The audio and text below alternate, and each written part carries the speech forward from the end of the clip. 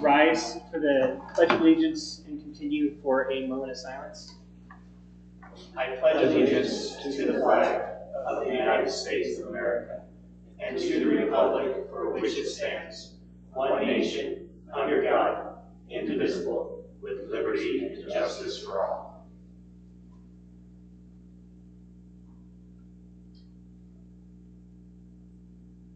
Thank you.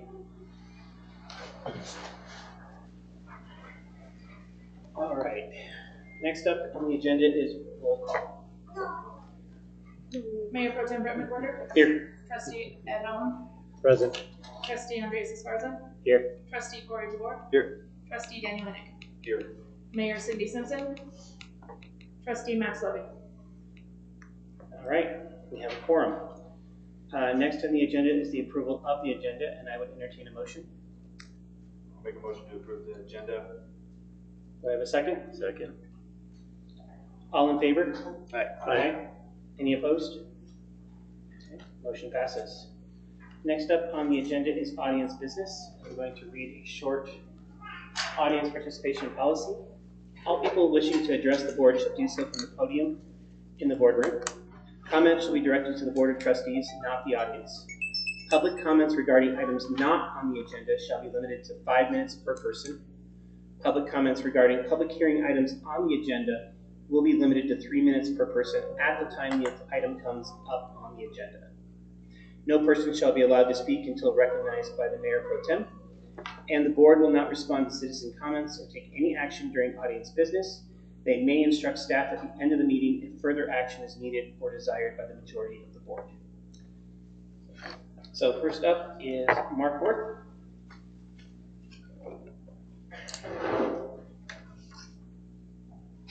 Good afternoon, Honorable Mayor, Pro Tem, and respected trustees. As you know, I am Mark Worth. My wife and I live at 10750 Road 43, Vegas. I'm hoping at this point that there are trustees among you that think at least one of these points might be relevant, or you might simply like to shorten each of your meetings by 5 minutes. Some of you understand that one tap into an operating pipeline and one tap into an abandoned pipeline that has no water does not meet the town's obligation to provide 2 taps into the main flow pipeline for as long as the town uses this land. Some of you might believe that the water that flowed out of the outlet when the state was recording 1.4 to 1.6 CFS for decades did in fact correlate with the, quote, unused water paragraph in the easement. And that it was the intent of the 1960s trustees of the town of Vegas to compensate the landowner for the use of 1 acre of land and 1/2 mile of pipeline easement, with that unused water referred to in the easement. I'll note that the other property owners who your pipeline crosses each get 1 raw water down. A few of you might think that it would be in the town's interest to work with the people controlling over 1/2 mile of river leading to your water intake to improve water quality and mitigate the impact of wildfire on your primary water source. There are things we can do to mitigate that danger and mitigate the impacts of the fire when it does come through, because it's only a matter of time. Fire is part of our ecosystem.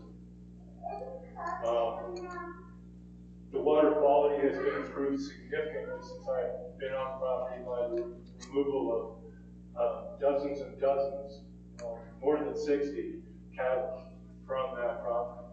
Now, I know that many people in the community believe that cattle belong in rivers and river bottoms, but I'm not one of them. I've seen a big change in the river since those cattle came along, and that has had a positive impact on the shape of the river and the amount of turbidity in the river, which costs you money by impacting your filters. Lastly, all of you should understand as we approach the 250th birthday of our country that one of the primary reasons America rebelled from the English rule, was that the government should compensate the landowner for the use of land rather than just take the land. The town is now serving 600 taps with water with a water flow of less than 0.6 cubic feet per minute. 1 cubic foot per minute that the town removed in the last modification from our land would service 1,000 taps. I'm not asking for a half of the water in the agreement. I'm not asking for a tenth of the water in the agreement. I'm not asking for 100th of the water in the agreement. I'm asking for 1/1,000th of the water that was going to compensate for the use of this land. This was the agreement in the 1960 Shepherd easement between the trustees and the landowner. How do we work this out? Option one, at the end of the meeting, you could just direct your manager to have the water department install one tap in a location that provides water year-round. The easement authorizing this tap has been in place for 66 years. You don't have to pass any new motions or do any legal work at all. Just direct your town manager to install the tap in accordance with that easement from 1960.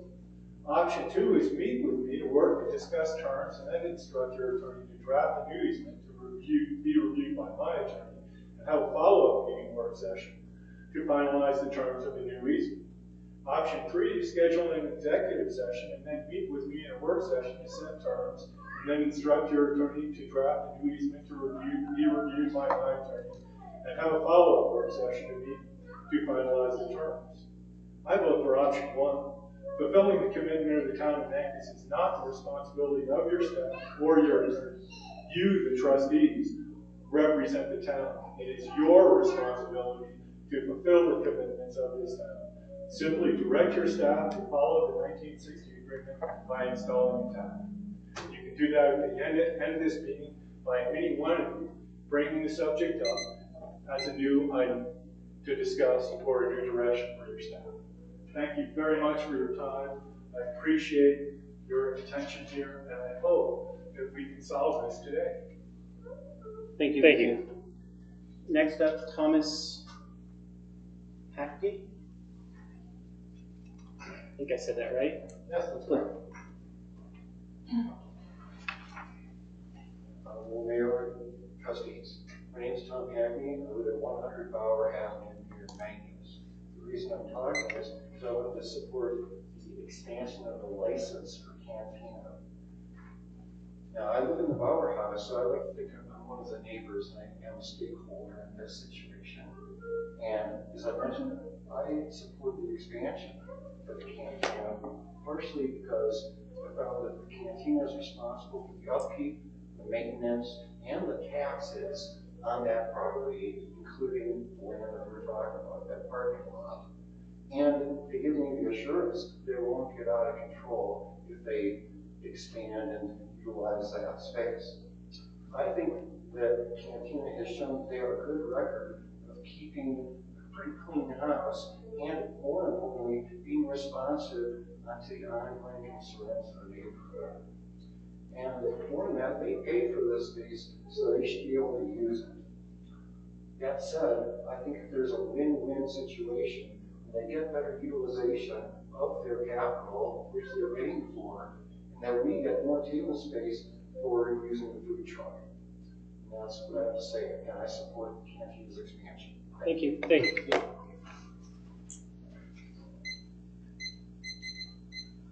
Next up, Catherine Saint-On. Is this on the agenda or is it something else? It's on the agenda. Okay, we can wait till that comes up then, Yeah. if that works. Yes. If I say anybody else's name and it's something on the agenda, please let me know beforehand. Gretchen Maglitz. Okay. And Jose Rodriguez. Yeah. Okay. Cool. Then we'll move on. Next up on the agenda is Montezuma County Commission update. I do not see the commissioner present, so we will move along to announcements. Heather? I have a few announcements. Mercedes will be out of the office until July 8th, just so you all know. If you send her email and she doesn't respond, that's why. Please go ahead and send it to me or send it to Mason. And we'll take care of it. We received our 29th consecutive Tree City certification. So I would like to thank the tree board for their hard work. They are required to do certain things in order for us to apply every year to continue our certification. So I just received notice that this is our 29th consecutive year. So if you see our tree board members, thank them for their hard work. Borough Fest was a success from the staff's perspective. I will meet with that organization sometime in the future to get updates of data and attendee information and that kind of thing. So we'll bring that to you in a future meeting.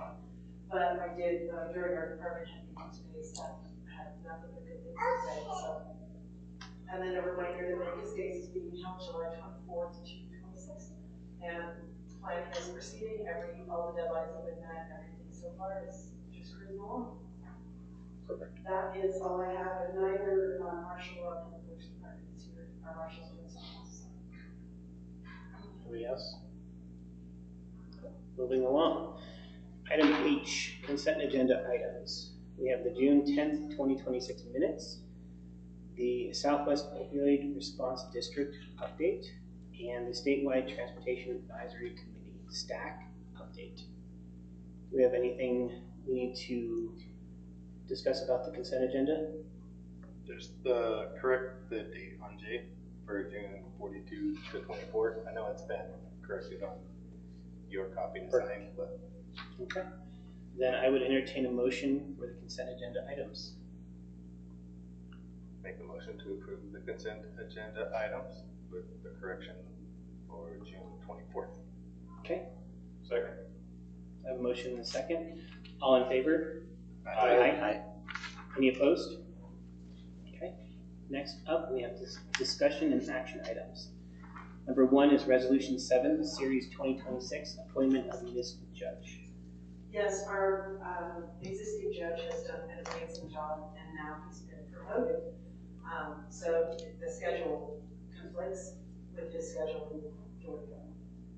So staff did some reaching out, and we did some interviews, and we are recommending that he be appointed as our primary municipal judge.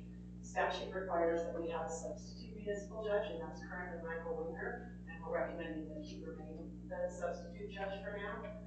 Mr. Winger was our primary judge for a couple of years. We try to alternate if we can. It's not always possible in such a small area. Our code requires that they be a licensed attorney in the state of Colorado. So I did not include Mr. Summerall's private information in here, but I would like to assure you that we have his JD, we have everything that, or excuse me, his CV, we have everything that we need, and we have conducted interviews amongst them. We did not include any law enforcement officers in those interviews. It was non-post-certified staff conducting those interviews. So, but he's currently trying to work for child divorce, and he is familiar with the code, and he's familiar with what's going on. So, we are required to do this by resolution if the board is so inclined. Okay. Anybody have anything? No. I would entertain a motion. Make a motion approving Resolution 7, Series 2026, a resolution appointing, get the name correct here, Ethan, I would make sure the last name, Ethan Sumrall, to make us municipal court judge position. And then the substitute too. Oh, thank you. And Mr. Wagner as substitute judge. Okay. Do I have a second? I'll second that. All right, I have a motion and a second. Will the clerk please call the vote? Mayor Pro Tem Brett McWhorter. Aye. Trustee Hallam. Aye. Trustee Andres Esparza. Aye. Trustee Corey Jabor. Aye. Trustee Daniel Minnick. Aye. Okay, and passes. Next up, number 2 is public hearing, El Rio Cantina liquor license premise modification. All right, so for this, I will open the public hearing at, let's get it right, 6:15. And anybody that wishes to speak on this will do so from the podium. So I believe Catherine.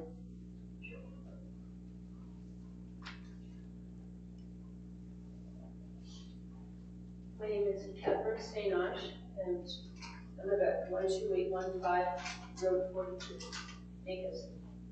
So I'm here to support Jonah and the expansion of his restaurant, seating.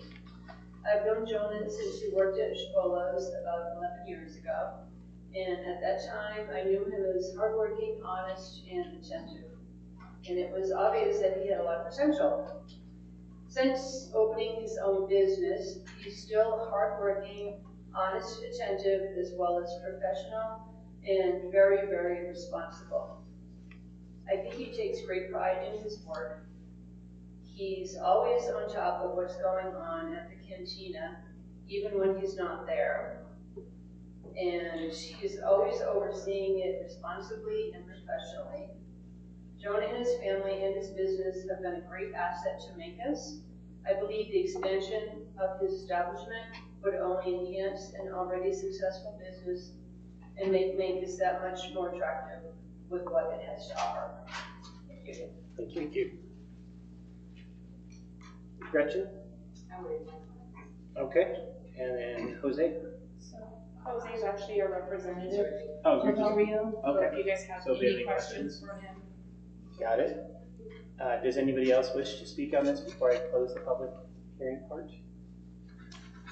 Okay, then I will close the public hearing at 6:17. And I will open up to the trustees now to discuss.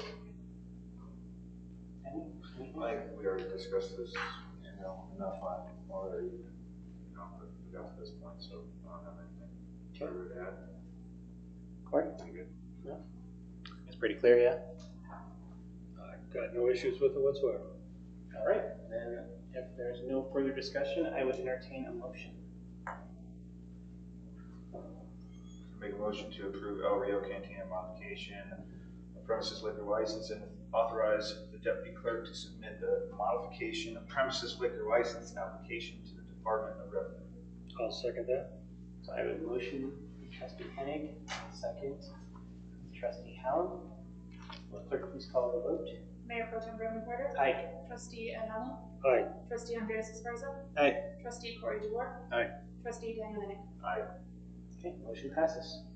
Thank you. Thank you. Next up on the agenda is another public hearing.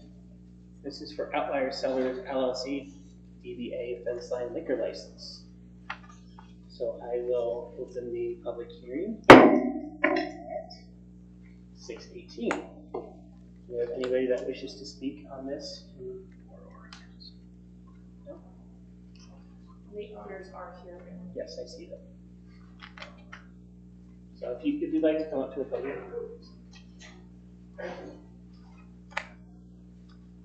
Please state your name and address for the record. Sam Perry, co-founder of Fence Line Cider, and just wanted to say that we're really hoping this goes through because it will add a lot of benefit. We've got a lot of requests over the last 8 years to offer more than just cider, so this would grant us this new license would allow us to sell more products, and, bring in other customers and hopefully increase tax revenue for all of you. Create jobs as well. Create jobs as well. How many fall? Okay, thank you. Seeing that there's nobody else that would like to speak, I'm going to close the public hearing at 6:19 and open it back up to the trustees to discuss. Anything, Daniel? No, I don't see any reason not to approve. Ed? No issues whatsoever. Andres? Seems like all the paperwork's there. Yeah? Corey? Good. Okay, then I would entertain a motion.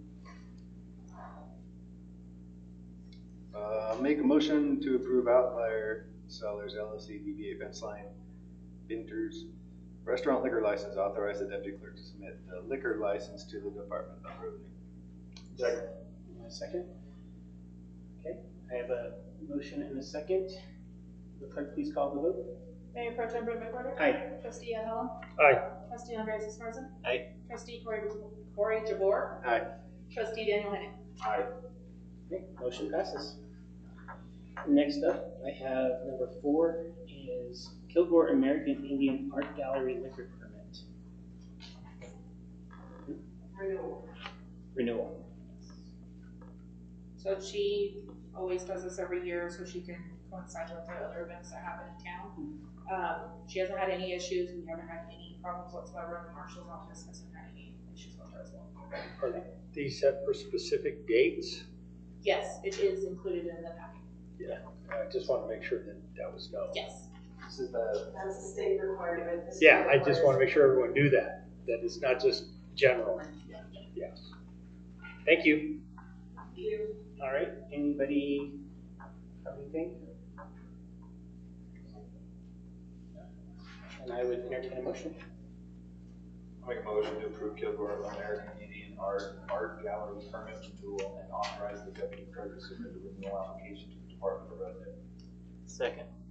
I have a motion by trustee Hennig, second by trustee Sparks. Clerk, please call the vote. Mayor Pro Tem Rick McWhorter? Aye. Trustee Ed Helm? Aye. Trustee Andres Esparza? Aye. Trustee Corey DeBoer? Aye. Trustee Daniel Hennick? Aye. All right, passes. Next up is item number 5, notice of intent to participate in the November 2026 election. Excuse me, so we've been talking about a question to potentially increase sales tax for a couple of years now. Originally, this was going to go on the April ballot for 2026, but we had the exact number of trustees that we had open seats. So we talked about potentially saving some money because the election, if we had continued with the election solely for this ballot question, it would have cost us in excess of $15,000. So what we decided to do was place this on the November ballot and coordinate with Montezuma County. Their calendar has begun. We must notify them no later than July 1st if we are planning to coordinate with them. So that's what this is. While this technically doesn't require your approval, I did want to place it for you. Puts us in line. Remind you again that this is what a decision that had been made a couple of months ago, so it was a while ago, and confirm that we still wanted to move forward with that ballot issue in November.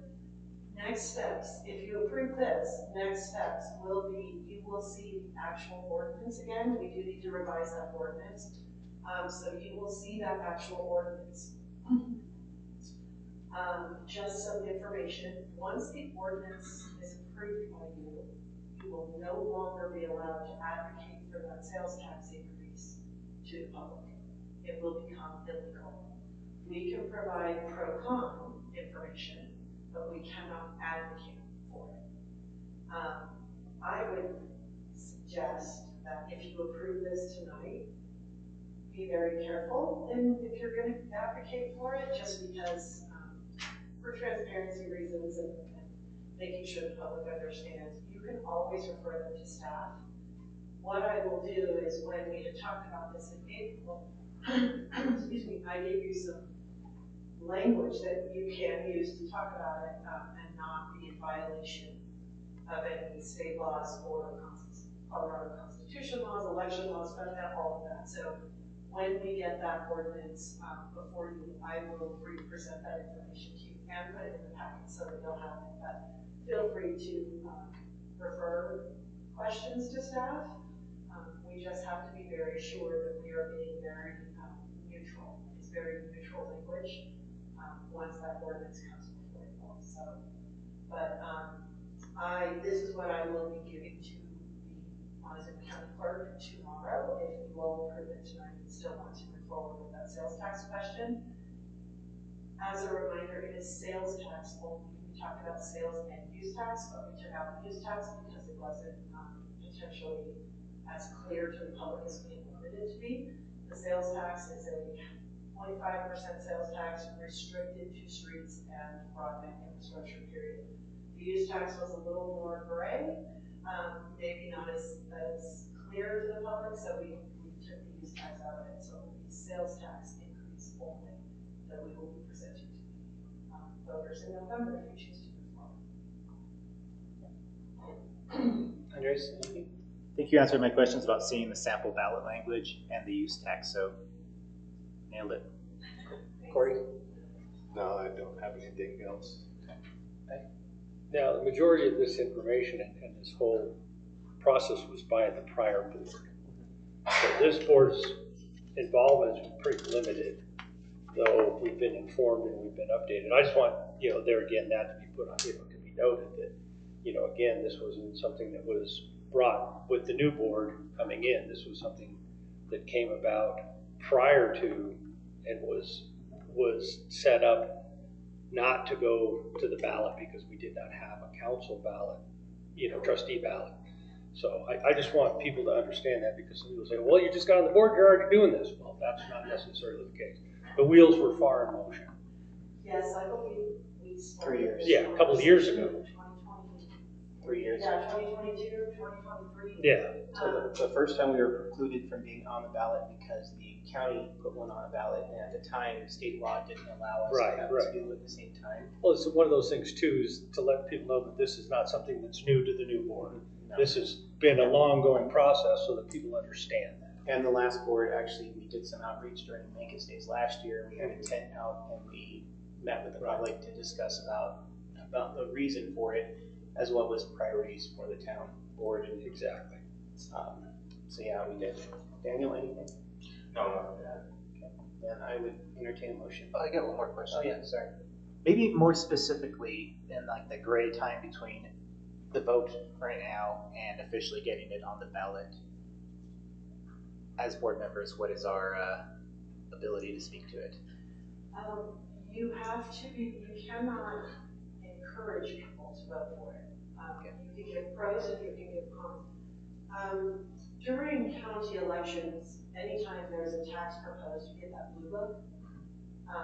If you are familiar with that blue book, you will see pros and cons, and the summary language is very neutral. That's the type of message that you are allowed to present. Right. So we treat, as of the vote, like the ballot is out officially. Correct. Okay, even though language hasn't been seen. And what I'm thinking, to Ed's point, I will place this on the July 8th agenda. We can have the ordinance revised by then. So with that staff report and that ordinance, I will give this board the survey results that we kind of kicked this off. The citizens, when we did the survey a couple of years ago, there was 80% for support for this, as long as it was restricted to streets and broadband. There is also some pro-con language that you can use or you can hand out if someone asks you. We included that in there, and some other just wonderful legal things for you. But I will revisit all of that information, make sure the dates and the information is current, and I will put that in the July 8th packet that's posted online and that you guys get, and that will maybe refresh your memory. And if you have any questions about me, I'm happy to answer them.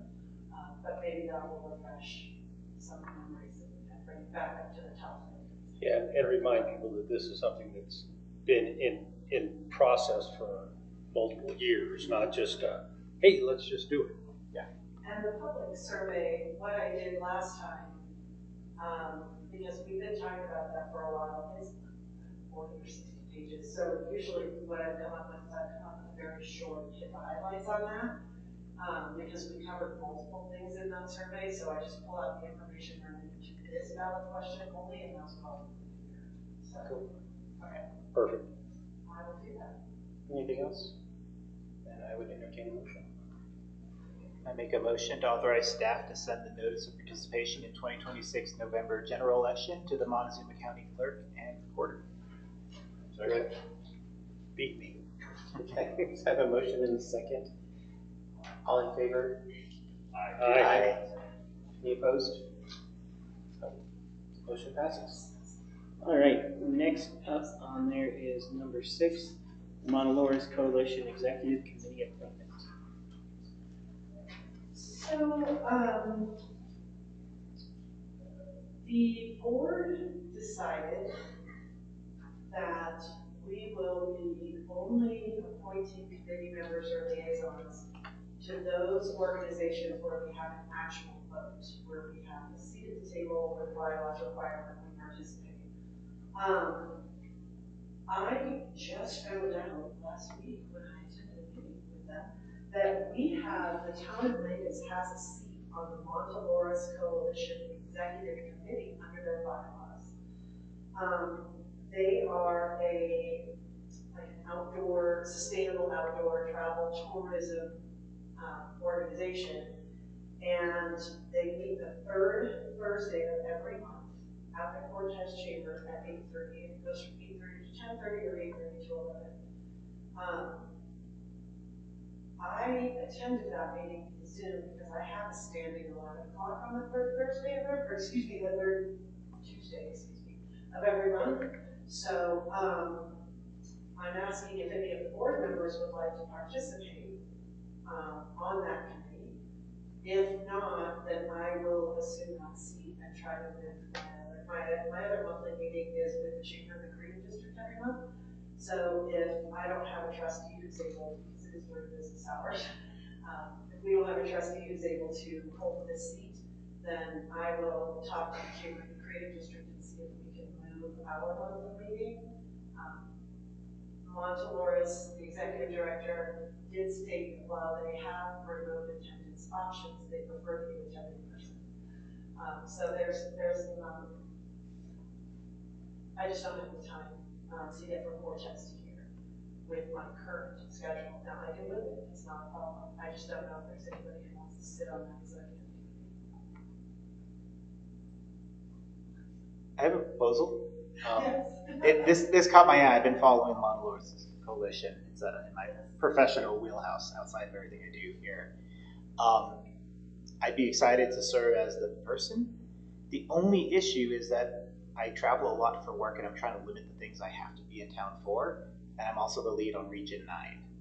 And so if I were going to do this, which I'm excited to do it, it fits what I do professionally, I would be hesitant to have two standing things that I need to be around for. Yeah, too much of an obligation. So if there's somebody who would want to take over my primary spot and I could be secondary for Region 9, I would slot myself into this. And if not, since I'm secondary for Region 9, then I could do that. That's an easy swap. So we're going to put Brent as the primary for Region 9 and Andres as the primary, or in the second, or are we talking about As the Brent primary for I'll be Montelores? Region 9. Okay. He'll be Montelores. Exactly. So, and then Andres. Because my only other one is True Board, so that's fine. And then, so Brent will be the primary for Region 9. So who's the secondary for Region 9? I'm happy to serve in that role. Okay, so we're going to switch you guys for Region 9, and then for Montelores, do you want to, he'll be primary? Mm-hmm. Does anybody want to be secondary, or do you want me to take that? Will that be a problem on your schedule if you don't alter that schedule? As long as Andres lets me know, I still might reach out to the Chamber of the Creative District and say, hey, can we either push it an hour and make it a lunch meeting, or can we just move it to a different, it's whatever. Yeah, I think That works. I think that would work. So you all may be receiving, I'm not sure, but you may be receiving some information or paperwork because I will notify Region 9 of the swap. Yep. And then I'll notify Montelores of the decision. Okay. So what we're doing eventually at some point is I'll need a motion to make Brent McWhorter primary representative and Andres Esparza the secondary representative for Region 9. And Andres Esparza will be the primary representative. Heather Alvarez will be the secondary representative for Montelores Coalition. So moved. I have a motion. Do I have a second? Second. I have a motion and a second. It's easier than making try to repeat all of that. All in favor? Aye. Aye. Aye. Any opposed? Didn't think so. All right, moving along to item J, items for the July 8th, 2026 meeting. We have a joint workshop at Kids Valley Chamber at 5 p.m. here. We also have, yeah, because it's with them. Usually when we have groups like that, we try to. It's kind of a bribe when you have to be here at 5 Then we have consent agenda, June 24th, 2026 minutes, June's bills and claims, and committee reports. And then Southwest Health System update. Joe will be here. Mr. Pine will be here to present to you just a short update on Southwest. We do collaborate with Collins Lines. And then 2027 capital discussion, as well as now we'll have the ordinance for the election. and the trustee protocol update that we talked about at the workshop, I mean, at the retreat. Are you okay with keeping that on this July 8th agenda, or do you want me to push it to the second meeting? Let's push it, because we have all these other ones on there, and it'll also, maybe we can just send a reminder to all of us to like review them before the meeting too. I will do that. A gentle nudge. Yeah. Hey, look at this. All right, anything else? No? Okay. Then item K is adjournment. I would entertain a motion. I'll make a motion to adjourn.